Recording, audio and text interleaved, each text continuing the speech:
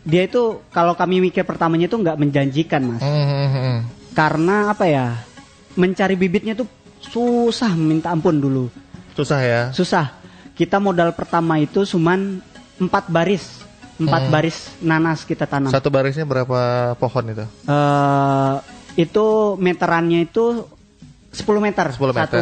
Satu barisnya. 1 meter itu bisa kita tanam 2 pohon. Oh, 2 pohon ya. Jaraknya segitu. Nah, jadi ada kepikiran nggak atau memang fokus ke nanas saja? Kita itu ada 3 tanaman di sana, Mas. Yang pertama pinang, kita tanam pinang. Masih ya? Iya, di atas itu pinang, kita tanam pinang, di bawahnya kita tanam nanas. Ya. Terus ada lahan lagi kita tanam sawit, bawahnya nanas juga. Oh, jadi nanas ini walaupun di bawah pohon sawit atau pohon pinang masih mau hidup ya? Iya, Masya Allah, alhamdulillahnya bisa hidup dan bagus. Berarti nanas ini termasuk tanaman yang kuat ya? Kuat. Dan gak rewel. Oke, ini Kang Nandar nih ada pertanyaan juga dari teman-teman kita nih, ada yang ngirim pertanyaan. Mereka tuh nanya, ada kendala nggak selama bertani nanas dan omsetnya berapa sih per bulan? Tapi sebelum Kang Nandar jawab, kayaknya kita harus dengerin dulu satu jeda iklan yang mau lewat berikut ini. Oke, masih di 96 FM Radio Manggis Jambi. Kita kembali lagi di podcast Radio Manggis. Mari bercerita menambah wawasan. Masih bersama Mas Pri dan juga bintang tamu kita Kang Endang Sunandar. Iya. Nah, Sohib Manggis tadi bagi yang dengerin ya. Tapi sebelumnya Mas Pri mau nyampein juga nih buat semua Sohib Manggis. Bagi semua Sohib Manggis yang mau baca-baca informasi atau cari informasi seputar Jambi dan lain sebagainya, itu bisa buka di website berita kita di manggisnews.com. Nah, kalau sekiranya susah nih, kan nyebutinnya manggisnews.com, tulisannya gimana nih Mas Pri? Susah. Tinggal Sohib Manggis cari aja, ketik aja di Google Manggis spasi Jambi. Nah, itu kemungkinan besar yang paling atas itu portal berita punya Radio Manggis, Sohib Manggis semua.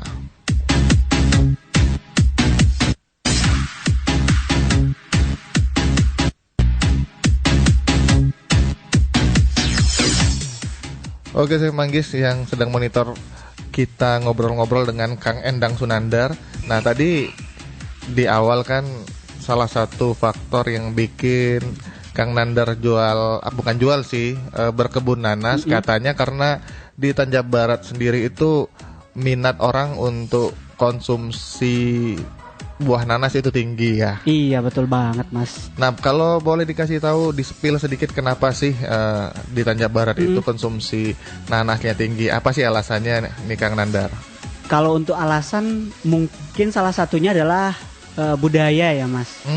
Karena di sana itu mayoritasnya adalah suku Bugis, suku Banjar dan juga suku Jawa. Nah, untuk nanas ini mereka itu setiap ada kegiatan ataupun acara keluarga, hajatan, berhaul, kalau di sana itu haulan, mereka itu menggunakan nanas sebagai bahan baku mungkin. Bahan baku untuk masakan. Ada yang acar, udah itu dibuat gulai. Mereka itu selalu menggunakan nanas di setiap acara-acara mereka, Mas. Jadi nggak lepas dengan nanas ya? Betul. Itu kalau paling banyak yang pernah Kang Nandar dengar, itu berapa itu yang digunakan? Kemarin itu pecah rekor, kami menjual 700 nanas untuk satu acara nikahan, Mas. Satu acara 700 biji nanas. 700 biji nanas. Wow, itu gimana? Yang aku tuh bukan mikirin capek ngulitinnya. Kan 700 nih. Betul. Gak main-main. Mungkin karena mereka yang kerjanya banyak kan. Jadi ya karena budaya juga, mau nggak mau harus ada. Oh, harus ada. Iya, ya? harus ada.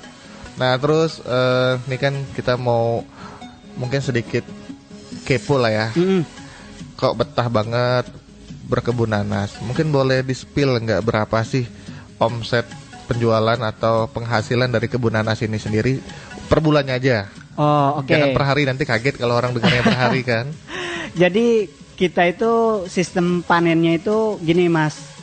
Dia itu ada per 4 bulan musim. 4 bulan musim nanas. Setelah misal bulan pertama dia itu masih nggak terlalu banyak manennya. Bulan kedua, bulan ketiga itu sama masih dikit. Yeah. Nah, bulan keempat dan bulan kelima itu panen raya. Oh, panen raya. Iya. Di panen raya itu kita manennya per 2 hari, Mas. 2 hari sekali. Iya, 2 hari sekali. Jadi hari ini kita kita panen, besoknya kita jual. Terus kayak gitu terus. Besoknya kita manen, besoknya kita jual. Selang-seling lah ya. Selang-seling.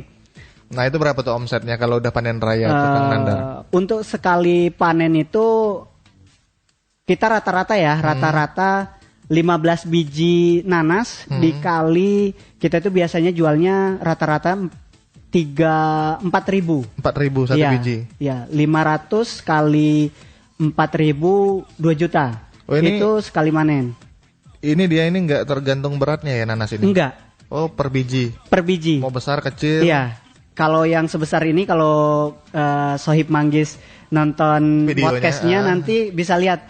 Kalau sebesar ini kita biasa jual 5.000. Oh, 5.000. 5.000. Kalau di Jambi mungkin harganya 10 atau 12.000 kalau di Jambi. Oke. Oh, ternyata jauh ya harganya ya. Betul. Tapi kalau misalnya ada Sohib Manggis yang mau datang ke sana sendiri, dapat kortingan atau potongan harga nggak kira-kira nih Kang Nandar? Kalau pendengar setia Sohib Manggis kita kasih gratis. Oh, sepuasnya makan di sana. Asal makan di sana. Iya, asal makan di sana. Kalau untuk pulang kita kasih tambahan lah. Potongan harga ya.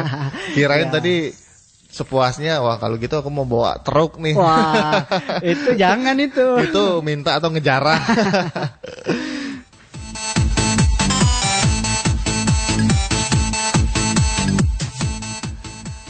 Nah, itu kan tadi kita cerita sukanya atau keuntungannya nih Kang Nandar. Betul. Nah, kalau dukanya atau kendalanya sendiri sebagai petani nanas atau orang yang berkebun nanas nih, apa aja nih yang pernah Kang Nandar alami? Yang pertama ya Mas, ketika kita mulai untuk bertani nanas, kita kesulitan di bibit Mas. Oh, bibit. Iya. Dulu itu kita sempat nyari ke sana ke sini, pokoknya kita kayak apa ya? Mohon-mohon ke orang yang punya bibit nanas itu untuk minta. Terus ketika kita sudah ada bibit nanas, sudah kita kembangin terus banyak. Kita kesulitannya di ini Mas, di pengolahan lahan. Karena di gambut itu pakisnya subur banget. Nah, di situ kita agak kesulitan kalau agak luas ya. Terus yang kedua adalah hewan atau hamanya. Hamanya apa tuh kalau itu hamanya luar biasa. Ada kumbang, Mas. Kumbang, terus siput. Dia tuh siput yang nggak ada cangkangnya, yang kecil. Iya. Mungkin kawan-kawan Sohib Manggis bisa share di Google, namanya itu limu sakeret kalau bahasa Sundanya. Aku mau nyebutnya takut salah. Lidahku kan bukan lidah Sunda. Apa limu? Limu sakeret. Limu sakeret. Iya. Udah pas belum nih? Udah pas banget. Jadi limu sakeret ini dia makannya dikit, tapi kawannya banyak. Oh. Jadi satu buah itu bisa 1 hari 2 hari itu habis. Terus ada musang, karena di situ kan daerahnya masih hutan, musang masih banyak, tikus, dan yang paling parah itu babi sama beru monyet. Monyet ya. Kalau babi itu sudah mateng, dia baru mau makan. Tapi kalau beru itu Mas, dia pohonnya aja dimakan. Oh, jadi kalau ada orang yang hobi makan belum matang, ngambil segala macam, itu kelakuan beru berarti ya. Kurang lebih itu. Nih Fadli sama Rebi nih, kru kita yang hobi makan yang masih mentah. Jangan lagi nanti dikira perangai beru nanti. Nah, terus selain itu hamanya sendiri, kalau di daerah sana kan yang sepengetahuan aku itu banyak habitatnya hewan kayak ular sanca, kembang atau piton lah ya kata orang Jambi. Kira-kira hewan seperti itu ganggu nggak bagi petani nanas? Kalau untuk petani pasti mengganggu, tapi nggak hanya petani nanas. Oh, ganggu yang lain ya? Ganggu yang lain, karena apa ya Mas? Kalau kayak ular itu kan mangsanya adalah hewan ternak ataupun hewan liar dan manusia. Jadi dulu tuh kita pernah dapetin ular, Mas, ular sanca itu beratnya sekitar 100 kilo. Itu sebesar apa itu kalau sudah sampai 100 kilo? Jadi dulu itu kalau Sohib Manggis pernah dengar kejadian manusia ibu-ibu yang dimakan ular sanca di Batara 8. Oh, pernah dulu ya? Pernah. Itu selang waktunya nggak jauh sama kita nemuin ular. Bahkan ular yang tempat kita itu besarnya lebih besar daripada ular yang makan manusia itu. Itu kalau ukuran panjangnya berapa kira-kira? Kalau ukuran panjangnya kisaran 6-7 meter. 6-7 meter? Iya. Jadi kita dapat ular itu, Mas, ketika kita itu lagi bersih-bersih lahan ini nanas. Kita kan punya peliharaan anjing tuh, Mas, buat jaga-jaga. Nah, seketika itu si anjing itu kayak apa ya, suara kejempet gitu, gitu. Orang tua kita itu penasaran lah, kenapa nih anjing nggak biasa-biasanya suaranya kayak gitu kan? Biasanya ngelolong ya. Iya. Pas ayah kita lihat, abah kita lihat tuh ternyata lagi dililit sama ular sanca. Itu di jembatan. Jadi jembatan itu terlilit sama ular. Wah. Saking besarnya. Jadi memang benar-benar membahayakan lah ya. Karena memang habitatnya sebenarnya. Betul. Tapi kalau aku pribadi berprinsip nih, bukan mau nyalahin Kang Nandar dan yang lain-lain ya. Tapi kan karena ular itu habitatnya di hutan dan hutannya udah habis, mungkin dijadikan tempat tinggal, pemukiman, ada juga mungkin orang yang nebang pohon sembarangan segala macam, akhirnya ular merasa keancam, ya masuk ke habitat manusia dan akhirnya konflik dengan manusia. Iya, betul. Gak salah ularnya sih sebenarnya, tapi ya kalau udah ngerugiin apa boleh buat kan. Iya.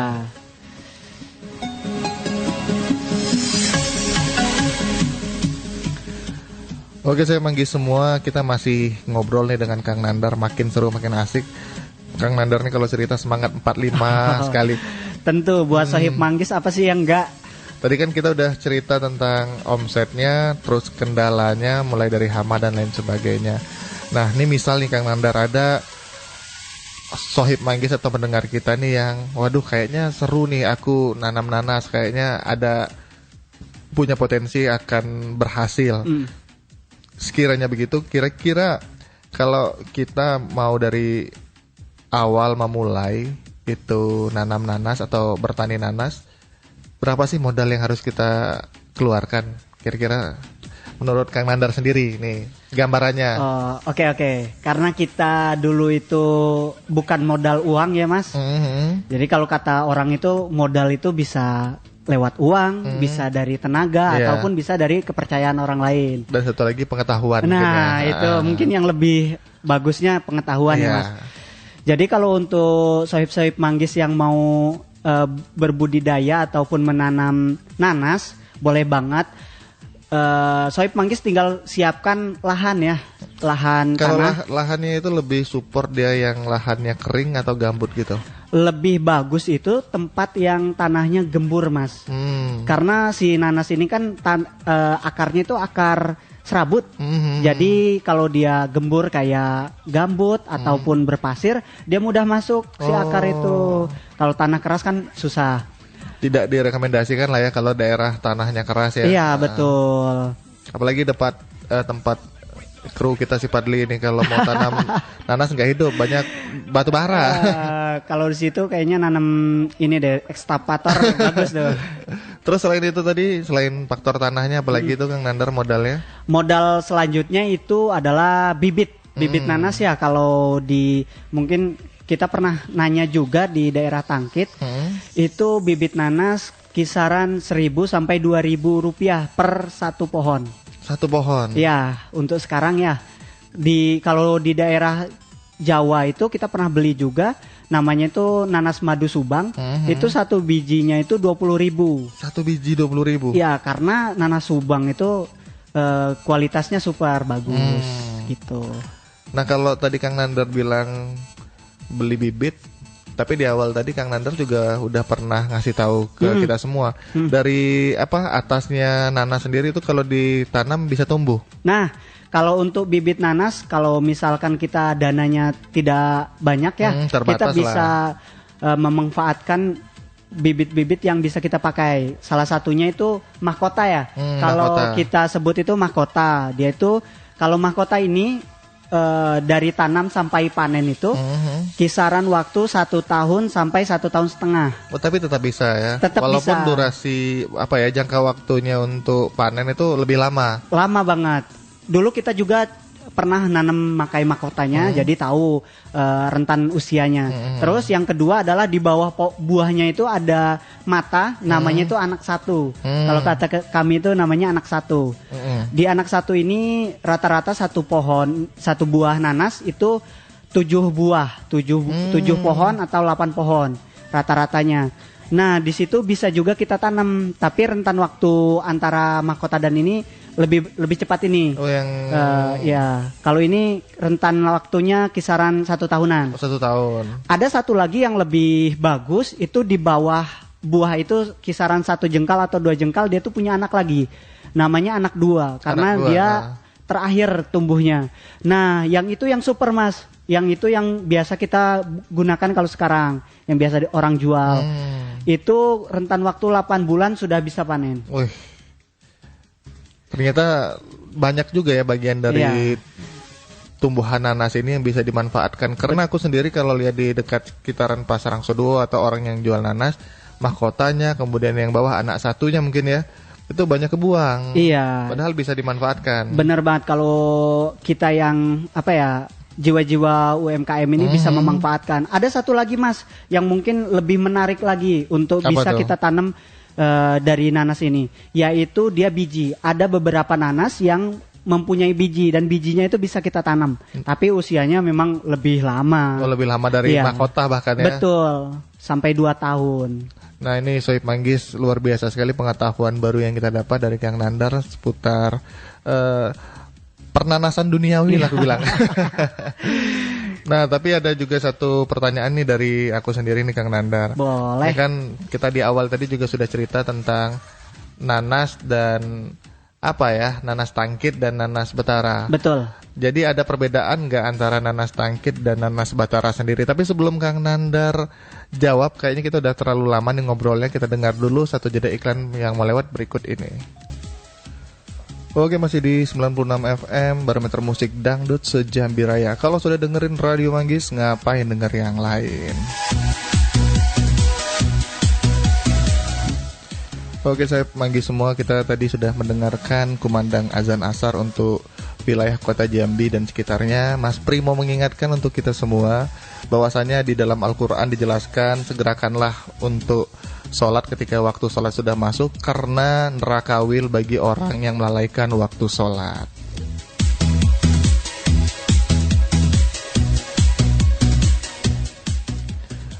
Oke, saya Manggis, kita masih dengan narasumber kita Kang Endang Sunandar. Gimana Kang Endang Sunandar, masih aman ya? Oh, aman banget.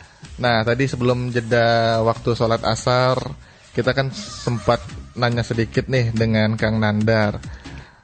Apa sih bedanya nanas dari kampung Betara ya? Iya, betul. Dengan nanas dari produk yang lainnya. Mungkin bisa dijelaskan ke Sohib Manggis semua keunggulan atau yang menjadi pembedanya lah ya. Kalau beda sama yang lain mungkin kita nggak terlalu fokus ya, tapi kita lebih fokus ke produk kita sendiri, kelebihannya boleh, mungkin ya. Kalau di nanas kita itu, Mas, namanya itu nanas kampung ya, kampung Batara. Dia itu bentukannya besar, sudah itu lonjong. Oh, lonjong. Ya, kalau yang lain itu kita lihat dia itu agak bulat, tapi kalau punya kita itu lonjong. Jadi besarnya tuh lebih besar lah. Oh, lebih besar ya. Kalau untuk tekstur dagingnya, itu punya kita lebih berair, Mas, daripada yang punya dari daerah lain. Dan juga kalau dari konsumen kita, pelanggan-pelanggan kita, mereka bilang itu nanas kampung itu beda dari yang lain dari rasanya, Mas. Oh, rasanya juga beda. Kalau rasa nanas kampung Batara ini lebih manis. Karena kita manen juga nanas itu kondisinya sudah matang di pohon. Nah, mungkin kalau yang bikin beda lagi, kok bisa rasanya beda dengan nanas yang lain, itu faktor apa tuh yang buat rasa nanas kampung Batara ini beda nih Kang Nandar? Salah satunya ya Mas, dia itu daerahnya gambut. Oh, tanahnya gambut. Tanahnya gambut. Jadi tanah gambut itu kan si akar mudah masuk dan air di sana itu stoknya itu banyak. Oh iya, jadi gampang lah akarnya untuk nyerap air ya. Iya betul. Dan juga di situ daerahnya daerah asamnya itu masih tinggi. Entah kenapa ya, setiap kami nanam buah-buahan di daerah gambut yang dominan airnya itu asamnya tinggi, hasilnya buahnya itu manis. Mau apapun itu, mau markisa, nanas. Kalau pinang enggak ya? Oh ya, siapa juga yang mau makan pinang ya? Buah-buah lain itu manis, Mas. Dan juga kami mau ngasih tips nih untuk sohib manggis yang mau milih nanas yang bagus dan manis itu seperti ya, apa? Boleh nih, boleh ya. Nah, kalau dari kami itu dianjurkan ya, ketika kita memilih nanas, kita pilihnya itu jangan semua kuning. Oh, kalau matang itu kan kuning ya. Iya. Kalau untuk konsumsi aja nih, bukan buat direbus. Kalau ditungkal kan biasanya buat direbus sama diacar. Iya. Kalau diacar itu basing lah, mau matang banget. Jadi usahakan yang kuningnya itu hanya 3 jari atau 4 jari aja. Selebihnya itu masih hijau. Nah, itu segar banget, Masya Allah, manis. Oh, justru kalau kebanyakan kita awam ini ngelihat nanasnya ada hijaunya, wah janganlah, ini kayaknya nggak matang. Iya. Salah ya. Betul. Jadi gitu, 3 atau 4 jari yang kuningnya sisanya hijau, itu manis banget. Yang kedua, kita lihat matanya atau sisiknya ya. Sisiknya itu kalau yang manis biasanya kita matanya itu besar-besar. Oh. Kalau ini kan terhitung masih agak kecil nih. Iya betul. Ada juga yang matanya lebih besar. Utamakan itu insya Allah manis. Yang ketiga mungkin lihatlah fisiknya, dia itu terbakar matahari kah atau mulus. Biasa boleh milih yang mulus aja. Ya, takutnya nanti ada yang busuk. Iya betul. Ya.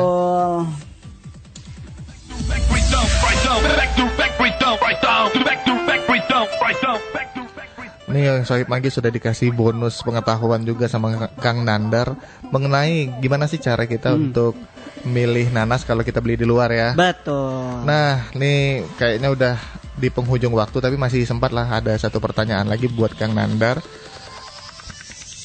Selain bertani nanas atau berkebun nanas, ini nanasnya dijual bulat-bulat ke pasar atau ada juga olahan produk dari nanas yang dibuat oleh Kang Nandar dan kawan-kawan? Awalnya kita hanya produk itu nanas aja ya. Kita manen, terus kita bawa ke pasar, kita jual.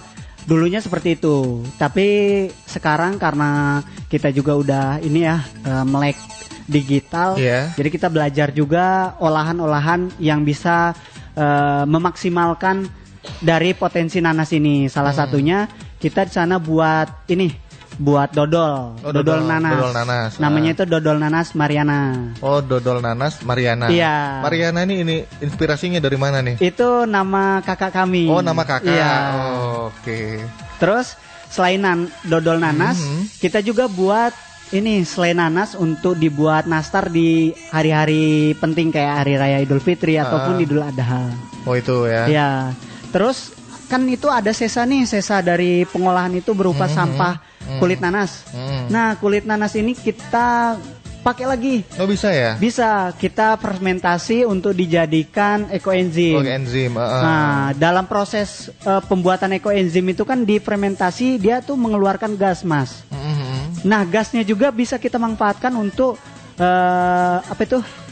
dijadikan gas kompor ataupun jadikan buat masak. Itu bisa banget. Jadi bentuk-bentuk olahan nanas ini sebenarnya bisa lebih maksimal lagi kalau ada campur tangan dari pemegang kebijakan atau pemerintah. Nah, Betul. terakhir nih, tadi kan udah bilang terakhir, tapi boleh lah satu lagi ya. Boleh. Ada nggak sih bantuan atau perhatian dari pemerintah terhadap petani nanas atau orang yang fokus berkebun nanas nih Kang Nandar? Selama Kang Nandar sudah berapa tahun tadi? Kurang lebih 7 tahun. Selama 7 tahun menjadi petani nanas. Betul. Ada nggak? Ini bukan dari pemerintah ya sebenarnya, dari perusahaan yang ada di sekitar situ. Jadi kita mengajukan itu alat pembuat dodol. Jadi alhamdulillah kita dapat bantuan dari pengajuan proposal itu. Kita gunakan dari tahun 2000 berapa ya? 2020-an nyampe sekarang. Ada bantuan ya? Iya, betul. Malah perusahaan yang bantu, tapi ini mungkin untuk pemangku kebijakan yang dengar, perlu diperhatikan lah para petani, bukan hanya petani nanas ya, tapi petani yang lainnya yang butuh bantuan segala macam. Apalagi sekarang di tahun politik, di zaman pilkada nih, mana nih calon kepala daerah yang katanya mau mengayomi, mau merangkul masyarakat. Bolehlah diperhatikan petani-petani nanas, jangan cuma menjanjikan di awal aja, tapi langsung turun sekarang mumpung lagi musim kampanye, bantu mereka, mana tahu dengan uluran tangan atau bantuan dari calon pemegang kebijakan, calon kepala daerah, nih petani-petani, khususnya petani nanas bisa lebih maju lagi ya Kang Nandar. Iya, kita butuh banget itu bantuan, baik bantuan berupa dana, terus alat, dan juga kita butuh ilmu. Karena kita itu otodidak. Betul banget. Kalau ada yang mengarahkan kan pasti lebih efektif dan efisien. Dan juga mungkin kalau pengalaman aku pribadi dulu ada beberapa kali kampus itu punya daerah binaan, ya memang masyarakat memang butuh sekali bukan hanya dana tapi pengetahuan baru. Ini mau diolah jadi apa, mau dibuat jadi apa. Oke, Sohib Manggis, kayaknya waktu kita juga udah terbatas, sudah jam 4 kurang 4 menit, kurang 3 menit malah sekarang. Artinya kebersamaan kita itu harus selesai dulu. Dan memang keajaiban di studio Radio Manggis ini Kang Nandar, apa tuh? Waktu itu cepat sekali berlalu. Tadi kita masuk di sini dari jam 2:30 kita mulai tag audio dan videonya, dan sekarang udah jam 4, nggak kerasa sekali ya. Iya, padahal masih banyak cerita-cerita yang mau bisa disampaikan. kita sampaikan. Nah mungkin nanti lah kalau ada waktu lagi, Kang Nandar juga nggak bosan, nggak kapok datang ke Radio Manggis, bisa kita undang lagi mungkin untuk cerita bawa olahan nanasnya sendiri. Tentu boleh. Tapi mungkin kalau untuk pendengar Radio Manggis nih, kalau mau nyari nanas kampung Batara itu, kalau yang tinggal di Jambi itu gimana caranya Kang Nandar?